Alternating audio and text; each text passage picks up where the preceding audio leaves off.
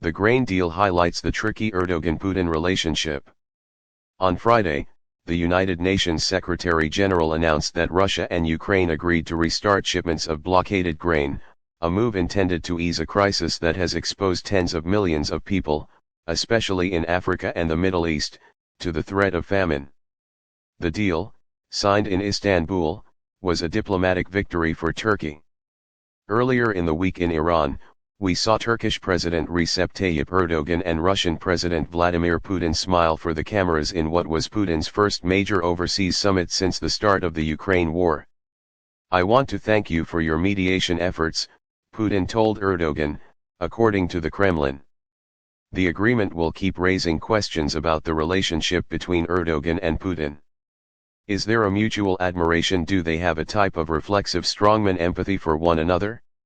Or are they adversaries looking after their own interests? A bit of both.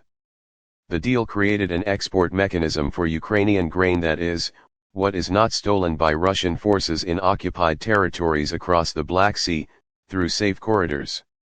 Security would be provided by a Turkey-led naval mission, and Ukraine is willing to provide coordinates for narrow pathways off the port of Odessa, which has been mined to prevent a Russian assault, and 2 other ports currently cut off by a Russian naval blockade, UN officials said.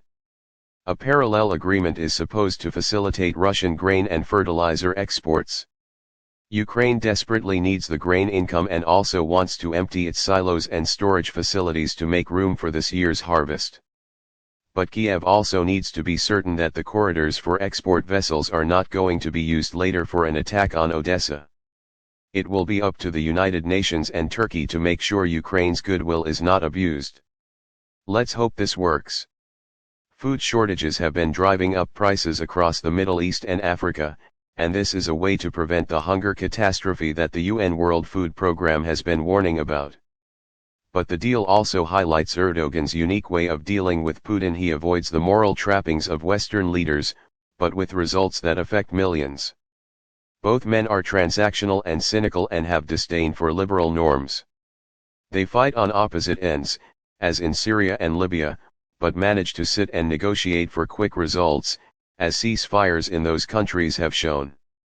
This fascinating relationship calls for both competition and camaraderie and often comes at the expense of Western influence. Ottomans and Russia fought different wars for several centuries, even over parts of modern Ukraine. Turkey and Russia ended up on different sides of the Cold War.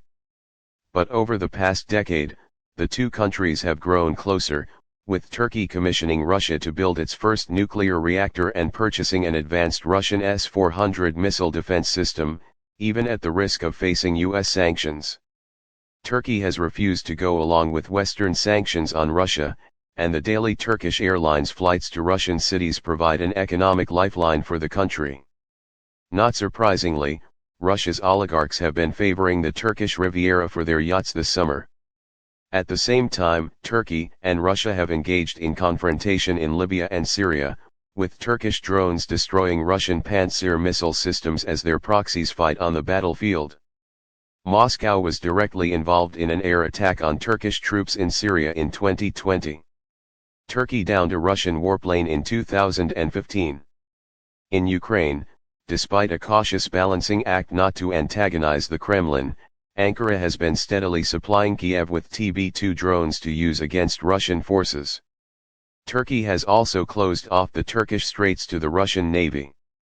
These actions have been critical for Ukrainian defense. But it is not hard to see why both leaders might want this deal to work.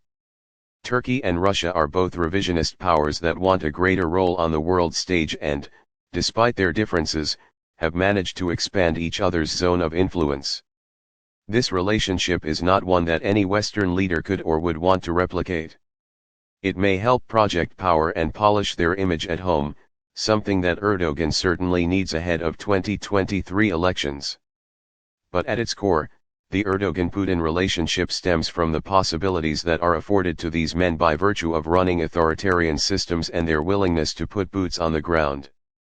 The democratic world must see through their calculations and ambitions. But if this grain deal goes through, Somehow this peculiar relationship will end up benefiting Ukraine, Ukrainian farmers, and millions facing food shortages. It will help Erdogan and Putin, both domestically and in terms of their global image. And it will also demonstrate that Western influence in Ukraine and beyond still has very real limits.